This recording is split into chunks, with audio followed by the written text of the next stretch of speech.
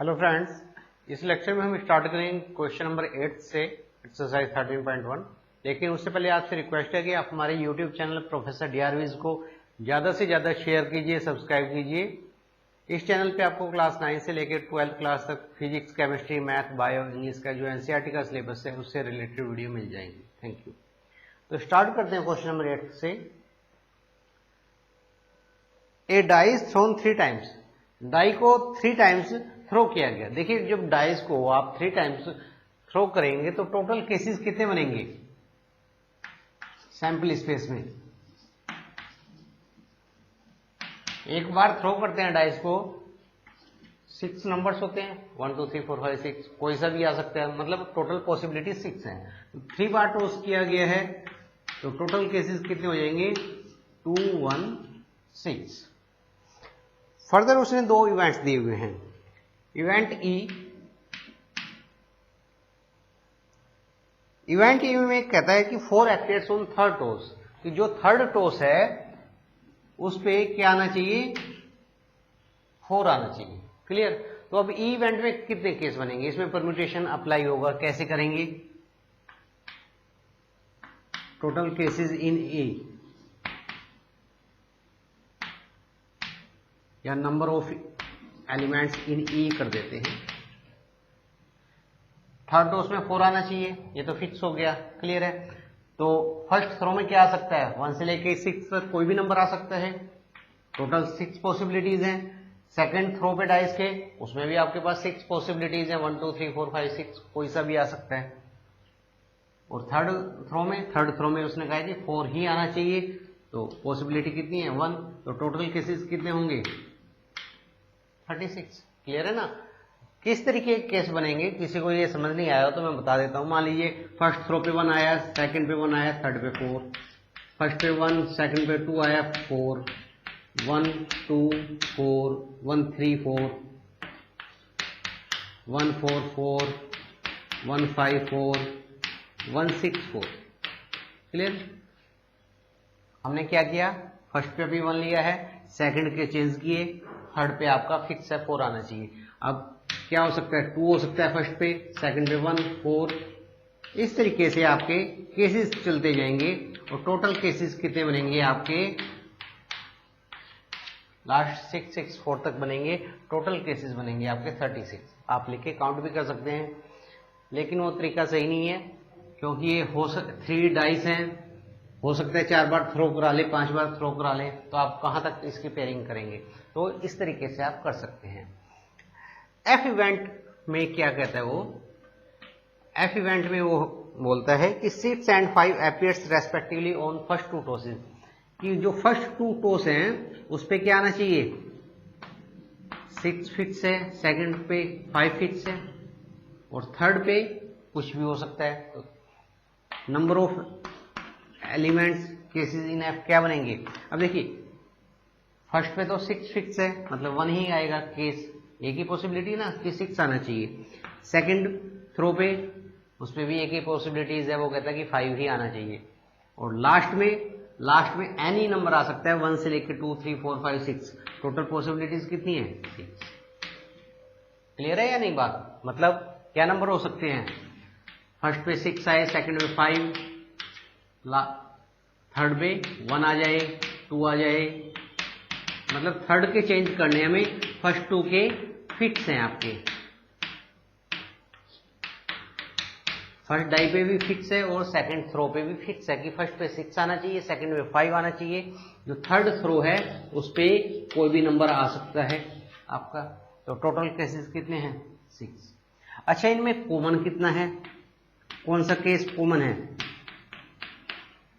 देखिए common case कौन सा होगा कि फर्स्ट पे 6 आए, सेकंड पे 5 आए, और थर्ड पे क्या आ जाए, थर्ड पे 4 आ जाए।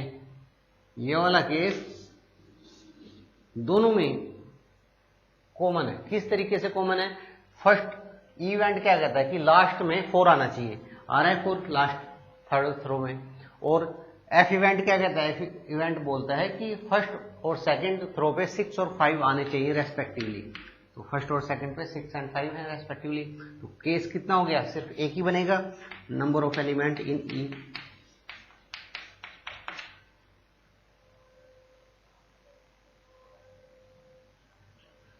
निकालना क्या है इस क्वेश्चन में,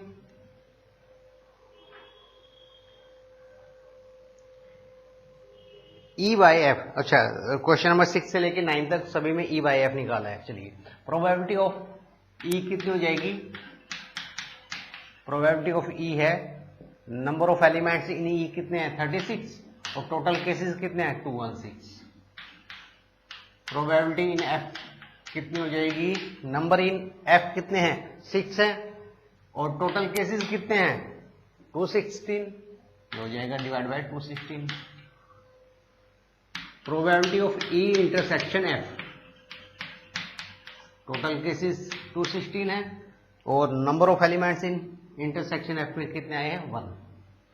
तो P हमें निकालना है E by F conditional probability of E। कैसे निकालते हैं, probability of E intersection F divide by probability of F। इसकी वैल्यू रखें 1/216 डिवाइड बाय 6/216, कैंसल आउट, क्या आंसर आया 1/6। नोट डाउन करें क्वेश्चन 8 को।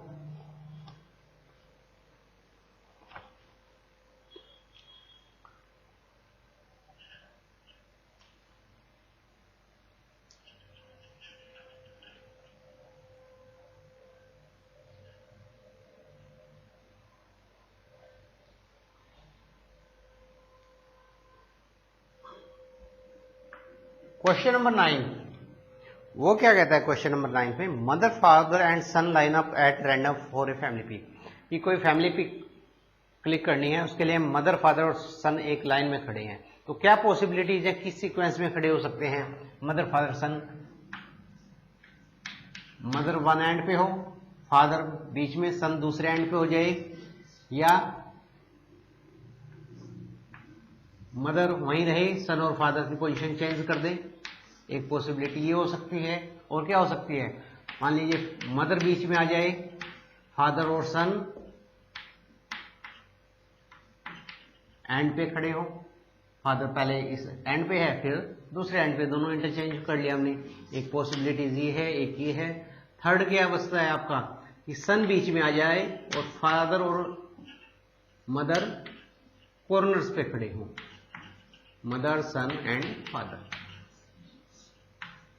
तो सैंपल स्पेस में कितने केसेस बने आपकी टोटल पॉसिबिलिटीज,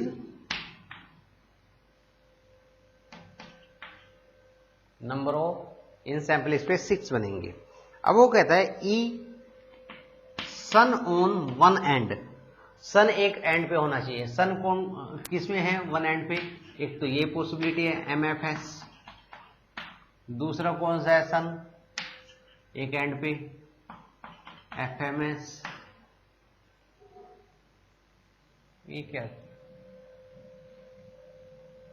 कुछ गलत तो नहीं है, father father father father father, ये केस MSF दो बार लिखा हुआ है, फादर को बीच में ही रखेंगे, सन इधर आ गया एंड मदर।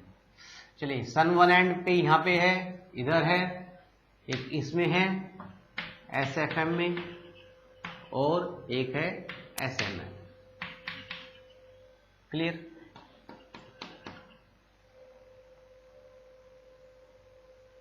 आगे कहता है father in the middle F event, middle कौन से में है, father, this case and this case, MFS and SFM।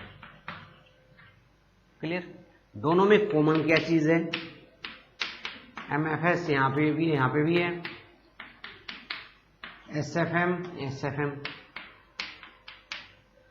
दोनों ही कॉमन है। तो प्रोबेबिलिटी ऑफ E कितनी बनी आपकी, लिखते हैं प्रोबेबिलिटी ऑफ E, कितने केसेस हैं E में 1 2 3 4 और total cases 6।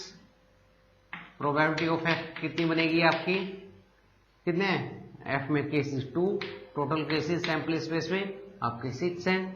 Probability of E intersection F, ये भी 2/6। क्या पूछता है वो, find probability, conditional probability of E by F पूछा है उसने। तो कैसे निकालेंगे, probability of E intersection F divide by probability of F। E intersection F probability कितनी है 2/6 और प्रोबेबिलिटी ऑफ F ये भी 2/6 है, तो 2/6 से 2/6 कैंसिल आउट, क्या प्रोबेबिलिटी रहेगी 1। देखिए आंसर किया है 13.1 क्वेश्चन नंबर 9 1 आंसर।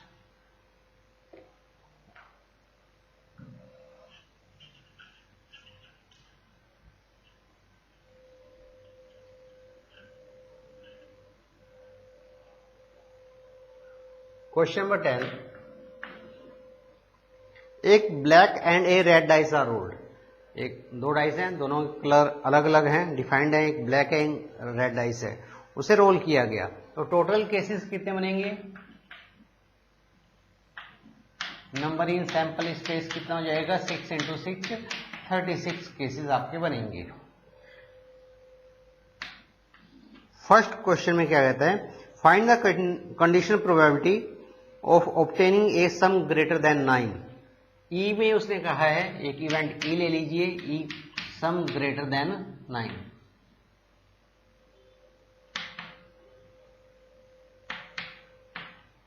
और एफ इवेंट गिवन दैट, कि जो काम पहले हो चुका है उसने कहा हुआ है, given that black dye resulted in A 5, black dye resulted इन 5। तो केसेस कैसे बनेंगे देखिए, सम ग्रेटर देन 9 क्या है कि ब्लैक पे क्या आ जाए, ग्रेटर देन 9 कौन सा केस हो सकता है, दो डाइस थ्रो कर रहे हैं, तो या तो 10 बनेगा या 11 या मैक्सिमम 12। 12 से ग्रेटर सम नहीं होगा, क्यों नहीं होगा, क्योंकि मैक्सिमम नंबर डाइस पे कितना होता है 6, दोनों डाइस पे 6 आएगा तो 12 बनेगा, 12 से ज्यादा तो हो नहीं सकता। तो ब्लैक डाई पे हम 3 ले लेते हैं और रेड डाई पे कितना जाए 4, ब्लैक डाई पे 4 आ जाए, रेड डाई पे कितना जाए नहीं 3 और 9 से ग्रेटर है, 9 से ग्रेटर में तो 4 और 6 5 5 4 6 10 हो गया ना, 5 5 10 हो गया। और 10 कैसे बन सकता है, ब्लैक पे 6 आ जाए, रेड पे 4 आ जाए, सारी पॉसिबिलिटीज ले ली 10 की। अब बनाते हैं 11। 11 कैसे होगा, ब्लैक पे 5 रेड पे 6, या रेड पे 6 नहीं सॉरी ब्लैक पे 6 रेड पे 5, ये तीनों 10 सम के थे कि दोनों डाइस को मिला के सम 10 हुआ, ये 11। अब कौन सा बचता है 12, 12 कैसे होगा, बी पे भी 6 आ जाए और आर पे भी, रेड डाई पे भी 6 आ जाए। तो ये नंबर ऑफ इवेंट्स इन ई बने हैं, कितने बने, तो प्रोबेबिलिटी ऑफ ई कितनी रहेगी आपकी, प्रोबेबिलिटी ऑफ ई रहेगी आपकी, टोटल केसेस 36 हैं, इसमें बने आपके 6/36। चलिए ब्लैक डाई पे 5 आना चाहिए, एफ इवेंट कहता है, तो ब्लैक पे 5 आया तो रेड पे क्या आ सकता है 1 आ सकता है, ब्लैक पे 5 रेड पे 2 आ जाए, ब्लैक पे 5 रेड पे 3 आ जाए, क्योंकि ब्लैक पे तो उसने फिक्स कर दिया 5, जो दूसरी डाई है रेड वाली उस पर क्या आ सकता है 1 भी आ सकता है, 2 भी, 3 भी, 4 भी, 5 भी, 6 भी, कोई भी पॉसिबिलिटीज हैं। तो केसेस कितने बनेंगे, टोटल केसेस 1 2 3 4 5 6 है, क्योंकि रेड वाले 1 से लेके 6 तक कोई भी नंबर आ सकता है, ब्लैक पे तो आपका फिक्स है। तो इसकी प्रोबेबिलिटी कितनी रहेगी एफ की 6/36। अब है कि दोनों में कॉमन क्या चीज है, कॉमन क्या चीज है देखिए, B5 वाला कौन सा इवेंट है, एक ये इवेंट है इसमें, एक ये और ये 2 इवेंट है, ये इसमें भी है, और B5R5 B5R6 इसमें भी है।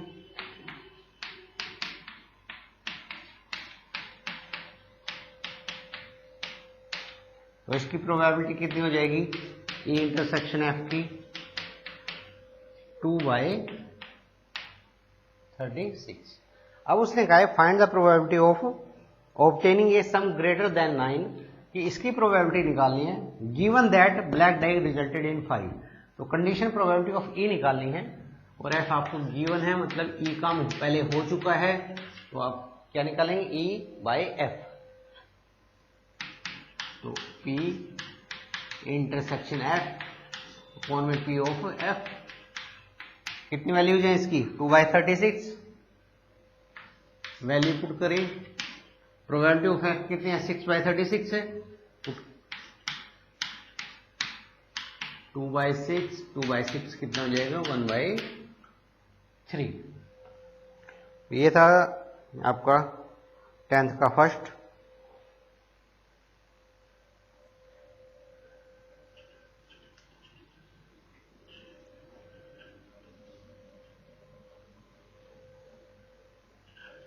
बी पार्ट इसका,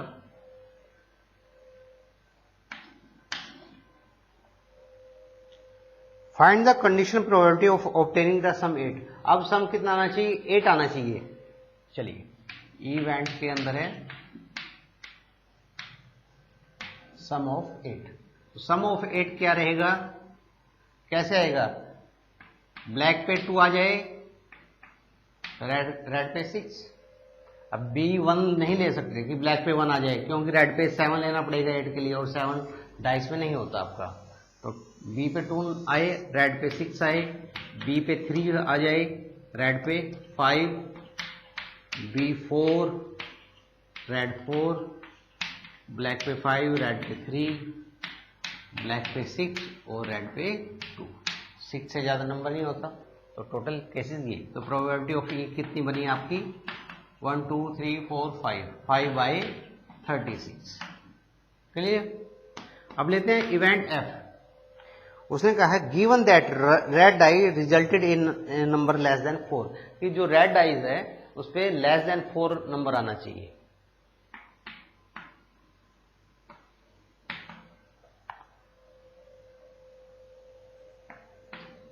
resulted in a number less than 4 का मतलब रेड पे क्या हो सकता है, 1 आ सकता है, 2 आ सकता है या 3 आ सकता है। क्लियर है। तो दो तरीके से हम इसे शो कर सकते हैं। रेड पे क्या आया, 1 आया, रेड पे 2 आया, या रेड पे कितना आया, 3 आया। क्लियर। तो ब्लैक पे क्या आएगा, क्योंकि उसने कहा रेड पे नंबर लेस देन 4 आना चाहिए, तो 3 ही पॉसिबिलिटीज है रेड की। तो ब्लैक पे क्या हो सकता है, ब्लैक पे जब रेड पे 1 आ रहा है तो ब्लैक पे 1 भी आ सकता है, 2 भी आ सकता है, 3 भी आ सकता है, 4 भी आ सकता है, 5 भी एंड 6 भी।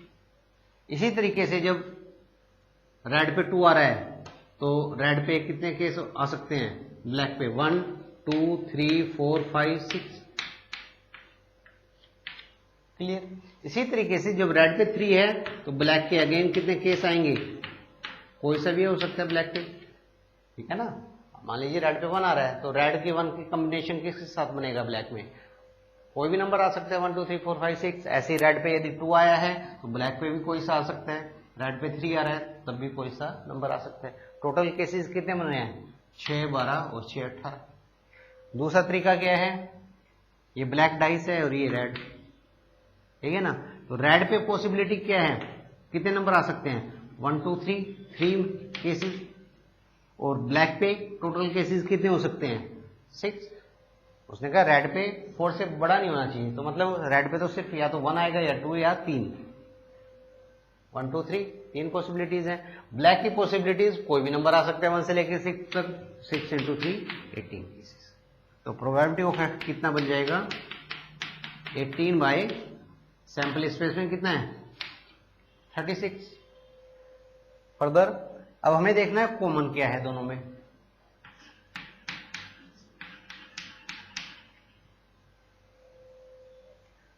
कॉमन कौन सा होगा, कि यदि रेड पे 3 आ रहा है वो कॉमन होगा। देख लीजिए ई में रेड पे 3 कौन से पे आ रहा है, सिर्फ एक केस है, नहीं रेड पे 1 2 3 तीनों आ सकते हैं ना। तो रेड पे 1 2 3, रेड 3 रेड 2, ये 2 केस।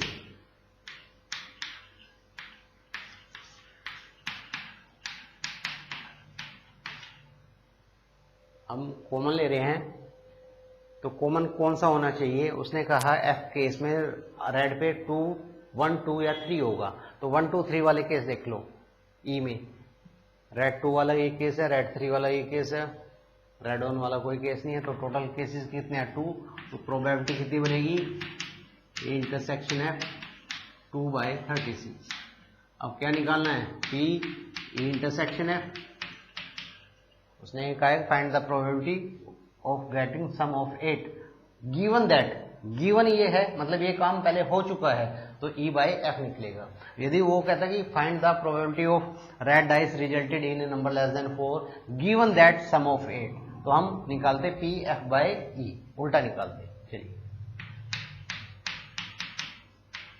दिस बाय PF, इसकी वैल्यू कितनी है? 2/36। प्रोबेबिलिटी ऑफ F कितनी है? 18/36। 2/8, 2/18, 2/18 मीन्स 1/9। नोट डाउन करें इसे।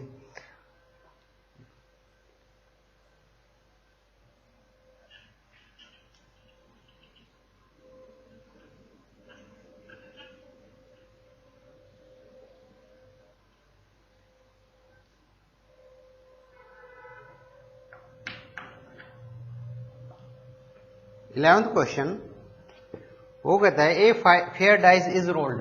जब डाइस को थ्रो कर रहे हैं तो टोटल केसेस कितने बनेंगे? 6, कि कोई सा भी आ सकता है 1, 2, 3, 4, 5, 6 में से।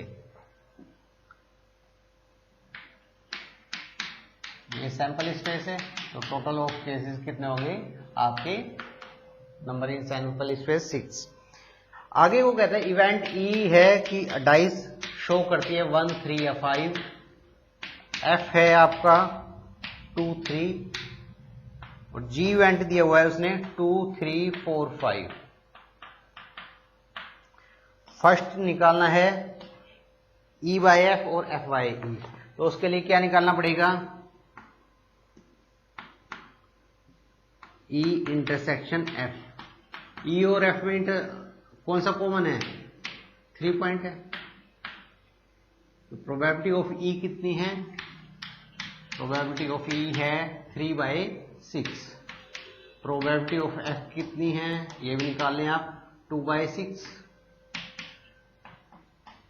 प्रोबेबिलिटी ऑफ G कितनी है? 4/6।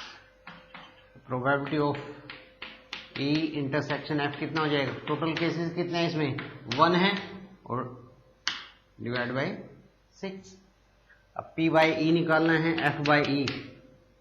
एक तो E/F है, E/F का अभी तक निकालते आए हैं वैसे निकालेंगे।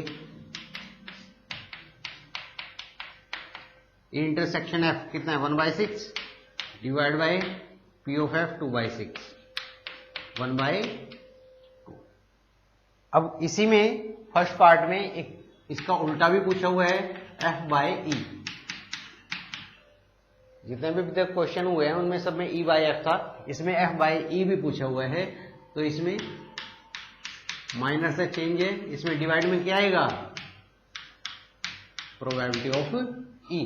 तो E इंटरसेक्शन F 1/6, ये है 3/6, डिवाइड कर दें, वैल्यू पुट करें आप,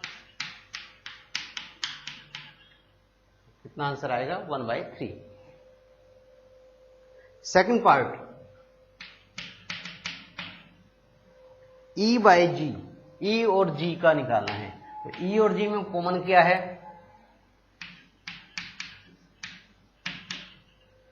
E और G में कॉमन देखिए 3 और 5।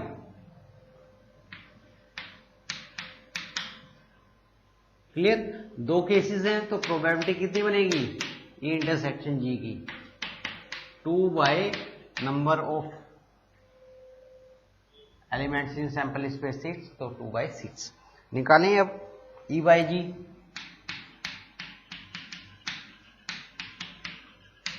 E इंटरसेक्शन G डिवाइड में क्या आएगा? यहाँ पे डिवाइड में क्या है? G है, तो probability of G। E intersection G की प्रोबेबिलिटी 2/6, प्रोबेबिलिटी ऑफ G कितनी है? 4/6, 2/4 इज इक्वल टू 1/3। आगे क्या निकालता है इसी में, G by E, G by E जब निकाल रहा है तो डिनोमिनेटर में क्या आएगा, probability of E, E intersection G कितना है 2/6 है। सिंपली वैल्यू पुट करनी है आपको 3/6, एक ही फॉर्मूला बार बार लग रहा है 2/3, कोई नया फॉर्मूला आपका नहीं लगा। इसके बाद है थर्ड पार्ट,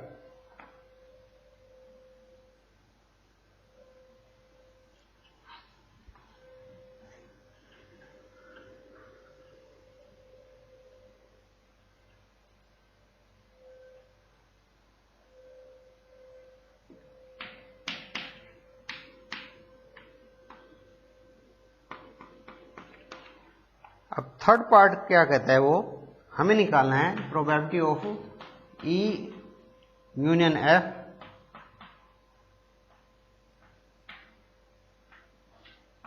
जी।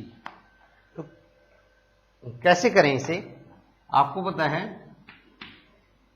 मान लीजिए सारा ई है तो ई बाई जी कैसे निकालते हैं, प्रोबेबिलिटी ऑफ ई इंटरसेक्ट, ई की जगह तो ये लिख लें आप, लिख लिया, इंटरसेक्शन ऑफ जी, आप इस पूरे को ई मान लें, तो E intersection G divide by क्या करते हैं, प्रोबेबिलिटी ऑफ जी, ऐसे निकालते हैं या नहीं निकालते भाई, ई बाई जी निकालना है आपको, ई इंटरसेक्शन जी अपॉन में पी ऑफ जी, या नहीं, बात आ रही है ना समझ में। अब ई की जगह क्या दिया हुआ है इसमें, ई की जगह ये दिया हुआ है टर्म ई यूनियन एफ, ई की जगह क्या रख दिया हम यहाँ पे, ई यूनियन एफ, और इंटरसेक्शन जी तो रहेगा ही रहेगा, डिवाइडमेंट P by probability of ji.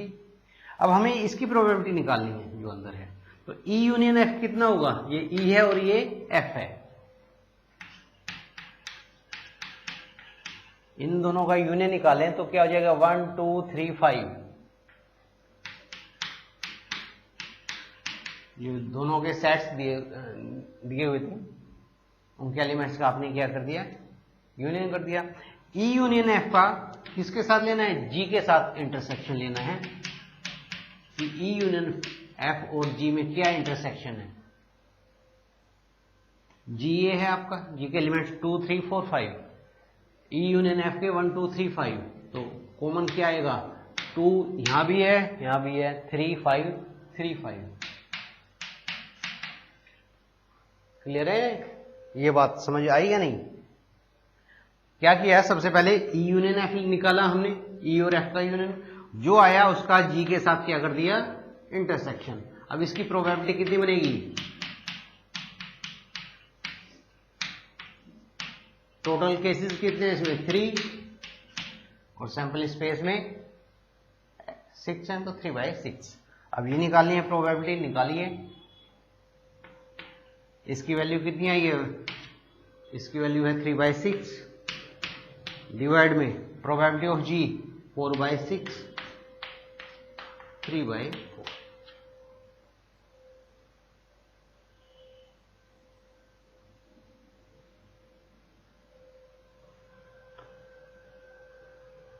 Further है, एक और पूछा हुआ है इसने, probability of E intersection F oblique G, तो इसमें भी इसी तरीके से करना है, इस सारे को ई मान लीजिए, तो इस सारे को ई लेंगे तो E intersection G divide by probability of G, same जैसे हमने इसमें किया था वैसे इसमें करना है।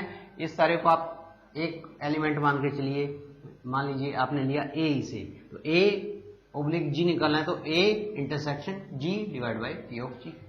अब क्या निकालना है, ई और एफ में कॉमन और जी में कॉमन, तीनों का इंटरसेक्शन, तीनों में कॉमन क्या चीज है, देखिए 3 यहां भी है, यहां भी है और यहां पे, सिर्फ 3 ऐसा एलिमेंट है जो तीनों में है, तो सिंगल एलिमेंट है, तो प्रोबेबिलिटी कितनी हो जाएगी इसकी,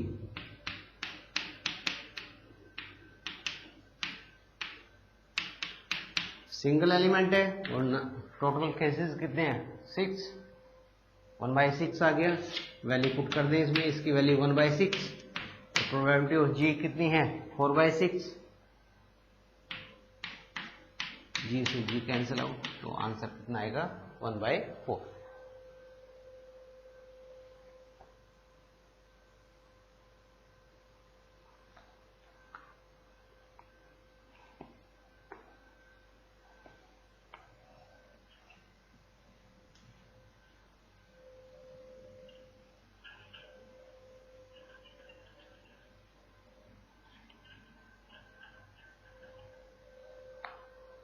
Question number 12.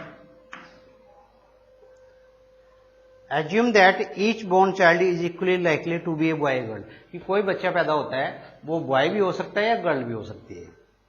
If a family has 2 children, यदि एक फैमिली में कितने बच्चे हुए 2, what is the conditional probability that both are girls?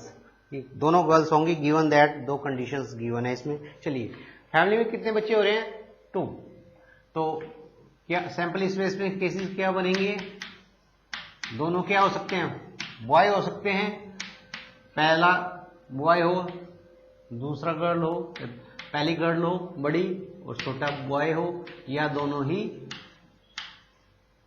Girl हो, ठीक है ना। इसके अलावा तो कोई केसेस नहीं बनेगा। नंबर हो कितने बने इसमें सैंपल स्पेस में 4।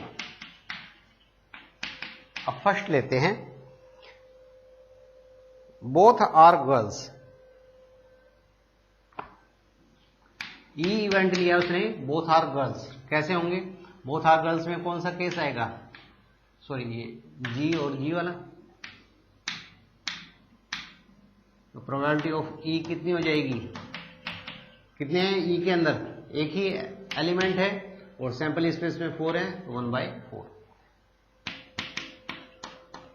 गिवन दैट में उसने 2 कंडीशंस दी हुई हैं, दोनों के लिए अलग अलग करेंगे।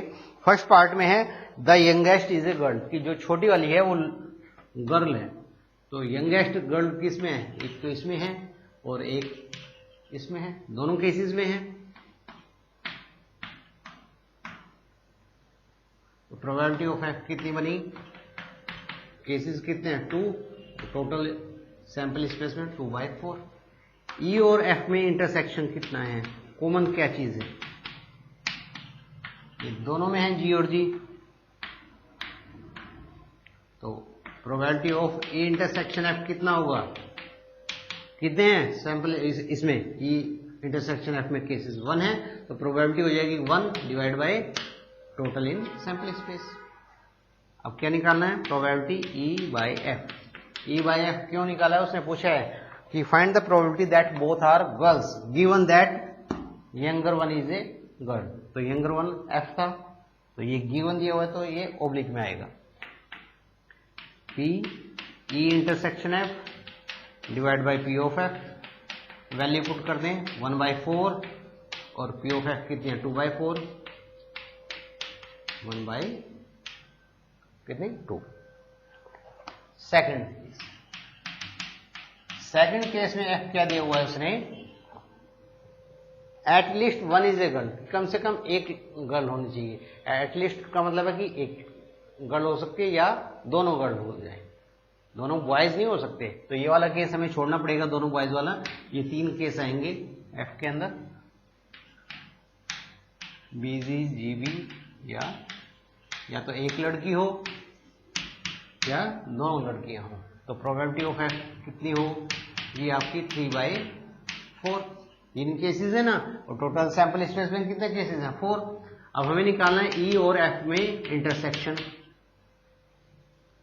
ई में जी दोनों गर्ल्स, इसमें भी जी, तो ये आ गया आपका, तो probability of E intersection F कितना रहेगा 1/4। अगेन वही ई बाई एफ निकालें, probability of E intersection F divide by P of F, E intersection F 1/4 upon 3/4, answer कितना है 1/3।